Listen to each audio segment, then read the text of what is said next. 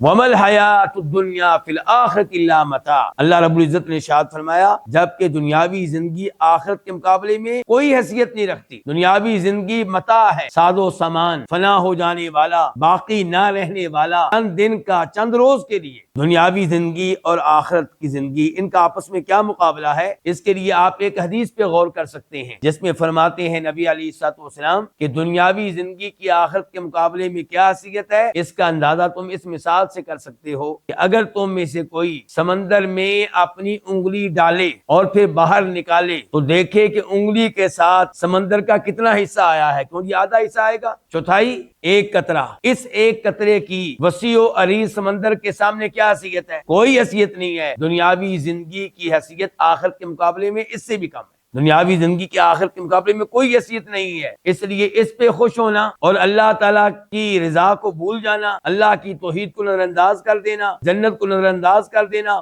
آخرت کو نظر انداز کر دینا، اس سے بڑی بیوقوفی کیا ہوگی؟